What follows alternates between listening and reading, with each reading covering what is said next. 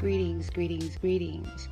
I've shared many times in many different ways about Black people, African people around the globe, and how we move, how we think, how we be in this world. And I will continue to do so. The podcast is now called Moments in Time with Bliss B because I am reading and sharing and expressing more than just published works of literature. I am expressing the totality of Blackness as best I can on this platform. And to that end, today I am going to share something I read just now by a wonderful, wonderful man. He's just one of my Facebook friends. When I say just, I mean that's how I'm connected to him. It's a very small connection, but it's still a connection. And I believe he's a professor. I'm not sure which university, but his word, he gave such a word on relationships, and he gives such words all the time. And I'm going to invite him to be an interview on my podcast. But for now, I'm going to give you a taste of what sparked today's podcast episode.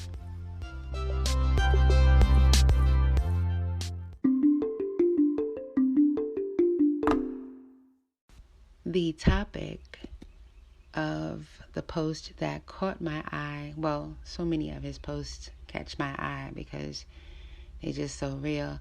But this topic was on relationships. And the author is Adisa Ajamu. I do hope I'm saying his name correctly. Relationships of all kinds, at their core, are about a deepening of our understanding of ourselves and our purpose through our interactions with others. Healthy relationships can help us uncover, discover, or rediscover foundational beauties in ourselves that lay buried under the detritus and sediment of hurt, pain, disappointment, and misfortune. Healthy relationships provide us with the breathing space to draw breath, inspiration, so we can direct our energies towards building upon our inherent beauties in ways that help us do the same for others we come into contact with. Our healthy relationships, however, do something more if we make our hearts available.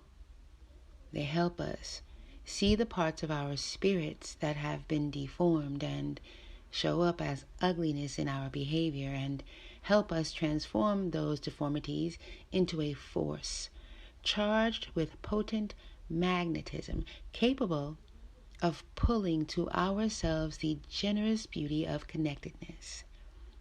In these relationships, powered by right relating, we love harder, not out of possession, but out of gratitude for who we've become through these relationships and how others have come to blossom under the warmth of our personal sunrise. This, too, is true of our justice movements. Any movement for social justice that is not also about healthy relationship building and right relating is a movement that is destined to ultimately reproduce old injustices in new forms. Failures in our movements have shown us that often COINTELPRO's best strategy was exploiting our unstable, unhealthy relationships with each other. We have to be more than responses to our oppression and hurt. We have to decide if we are a people with a cultural and moral compass guiding us towards healthy relationships, or merely a population certain demographic similarities connected by white misanthropy and an unhealthy relationship to trauma and crisis.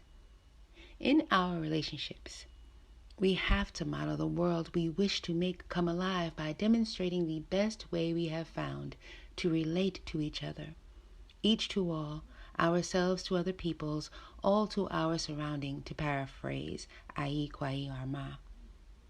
take this time during this season of anime. I don't know. I need to look up this word. ANOMIE. I definitely need to look that up. Take this time during this season of anime to reanimate friendships that have lost their vitality, to sincerely apologize for wrongs, to share a quiet admiration publicly, to lend an ear or voice in support of someone feeling alone or cut off or anxious, to create small support groups, prayer gatherings, poetry recitals, or book clubs anchored in right relating. Tell someone you love them and mean it. Show it. Be generous enough to offer help without seeking attention. Summon the courage to ask for help. Revisit broken promises made to visions of our best selves. Reclaim them and restore them. The most essential part of living is being alive, obviously. But it's what, and he wrote that obviously in parentheses, but it's what we do with being alive that determines the quality of what we call a life. During this moment of epic uncertainty, we are still here, as we have been since the beginning of human time. We can still make this life worth living by planting the seeds of right relating and healthy relationships in the soil of African Black cultures millennia old, watering them with Black love and intimate consideration daily. And just watch us grow strong while steadily blossoming under the warmth of other suns. Black love is Black power. Adisa.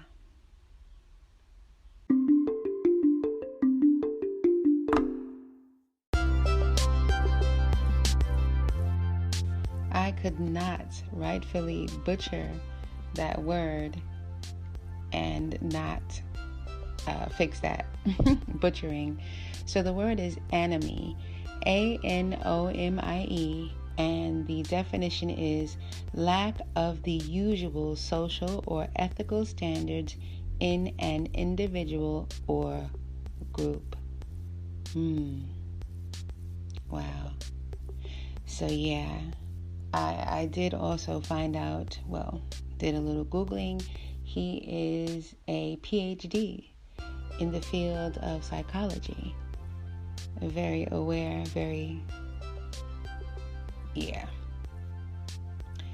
So, that is the word for the day, and I'm just, it's speaking to, let me not assume what it's speaking to. But for me, it spoke to the most recent display of strong emotions publicly on a worldwide stage. And it was disappointing to witness. And it's interesting to see the reactions in the Black community. But yeah, I'll leave that alone. Until next time. 1.